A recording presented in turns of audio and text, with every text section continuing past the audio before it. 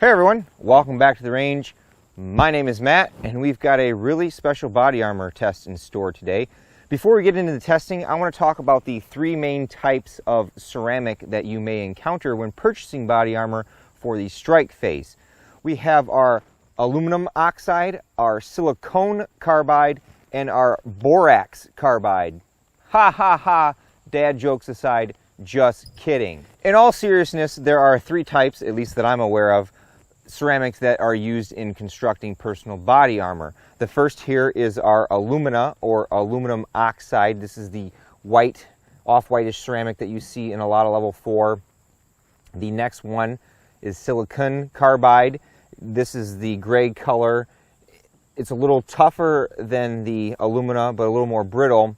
And then for our testing today, this is boron carbide or B4C. It is the lightest of the available ceramics, but also the most susceptible to damage, or I think it's more brittle. So what we have is a Militech B4C level 4 plate. This guy weighs 4 pounds 7 ounces. It is a 10 by 12 single curve plate. We are going to see how this guy holds up against M2AP, our overpressure M2AP, possibly some M993 armor piercing, and some other threats that we can think of. This is a tile array plate. I've gone ahead and drawn an outline of where the tiles stop on these plates, so we're making sure that we get a good solid hit on our ceramic. Our testing distance, as always, we adhere to 45 feet unless we do another type of testing. And per our NIJ standard, we drop this guy on its face 2 times to precondition the strike face. It's about 70 degrees outside today. We're using our Procono Digital as always because velocity is the #1 data point that you should always have when looking at body armor purchases. Okay, we've got our plate placed at 45 feet. One of the unique things about my channel, if this is the first time you're viewing, is we use a giant clay briefcase as a backer for our body armor so that we can get a little bit of that back face signature look, and that we have a compressible media for that piece of body armor to react against, so as if it were up against you yourself. We have a 22-inch TC compass here in 300 Win Mag.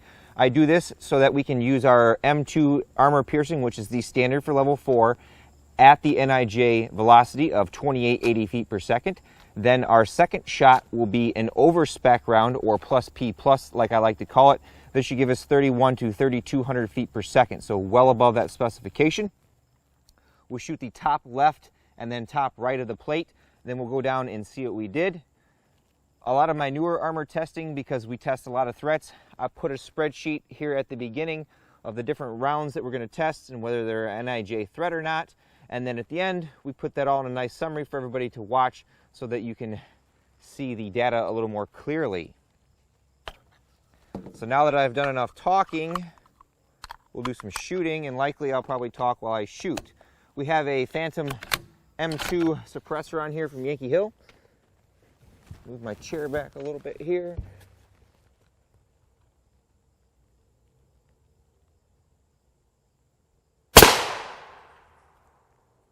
Velocity 2873.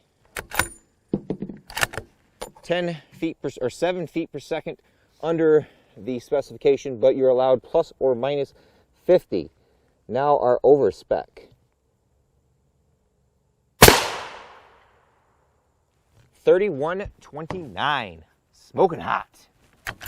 All right, here is our plate. Here is our M2AP. We're inside the ceramic here. Here is the plus P plus shot, about 3.5 inches from each other. So this should be a fair hit.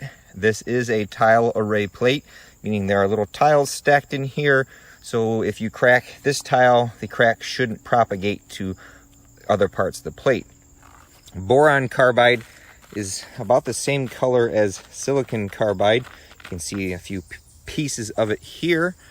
I'm not sure if I mentioned in the beginning of the video or not, but this is pretty much Militech's creme de creme, highest quality plate. I think the most expensive plate they offer. I do believe they said MSRP on this thing is like $800 plus US dollars because how expensive boron carbide is, and they're using other high quality materials. I don't know if this will be available in the US or not, but we'll see how well it does. Any bets? Ho! No pass-through. Wow. If you remember the level 4 test from LA Police Gear, there was a lot larger dimple there on the overpressure round. And now we'll get a little harder. That's what she said. We have 7.62 by 51 or 7.62 NATO. This is the U.S. Army designation M993 armor piercing. This is a 130 grain tungsten core projectile. We will fire this out of the 22-inch TC compass, still rocking the Phantom M2.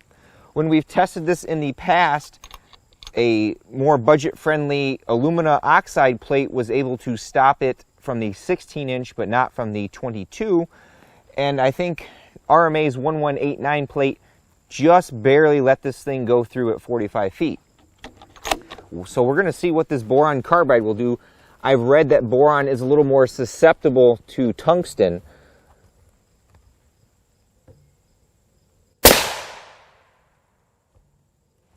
Velocity 30, 37. Here is our shot, folks. We were 4 inches away from the epicenter on the M2 AP, so that should be a fair hit. No cracks or minimal cracking there with inside our strike face there. Place any bets in the comments below. I'm kind of curious about this one myself. Uh-oh, Raggy. Ho! There's a hole there. You can actually see part of the projectile there. Penetration. Not bad. I mean, it stopped most of it, but there's a hole there. I'll see maybe if we can find part of the tungsten in there, but every time I look for it, I never find it, and I don't change this clay out a whole lot because it is very expensive. I feel the need for speed. I fibbed a little bit, folks.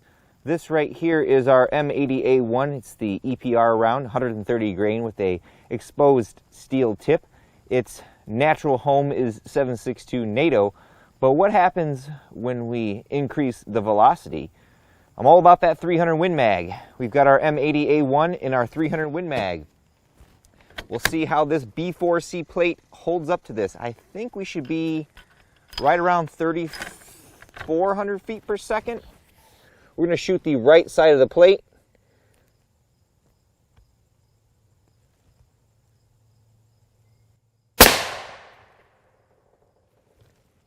$34.99. Wow.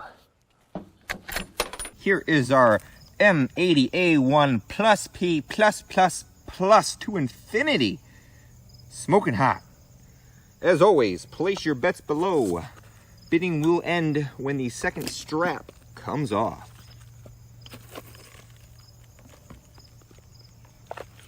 Ho! No pass through. Stopped it. And the back face, I think a little more pronounced than the M2 AP plus P plus, probably because we've degraded the plate, but wow, it's not bad. Grab our measuring device here and try to get a measurement. About 30.66 millimeters. Like I said, the clay's cold. If it were about 85 degrees outside, we'd probably see a lot more back face. But even then, the back side of this plate, really not showing huge back face. Like, you know, we've seen the 338 Lapua test where there's a softball in the back of the plate, but I'm impressed. What else can we throw at this thing? All right, I have 2 more threats that we can try today. And I think after that we'll call it good because the plate is deteriorating quickly. We have 2 more special threats. This is our M855A1. This is a 62 grain EPR round, has a steel tip like the M80A1. And right here is our M995 AP from NAMO. This is a 52 grain tungsten core round. We shot this in the past against level 4, and I do believe it stopped 1 out of the 2 out of the 22 inch. So we have our TC compass in our Oryx chassis here. We'll shoot the M855A1 first in the middle upper of the plate. then the M995 towards the bottom, where hopefully I have the least amount of ceramic missing. We have a Yankee Hill Turbo 556 up front, so it's a little quieter for the kids.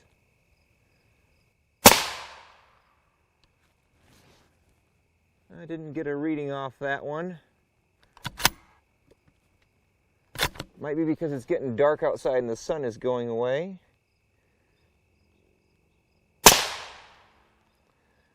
Did not get a reading. I'm guessing because it's too dark outside. We'll go off velocity figures that we've gotten before. Normally with the M855A1, we're right around 3115. And I think with the M995, we were over 3,400 feet per second.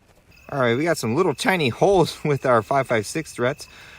Right here is the M855A1, and right down here is the M995.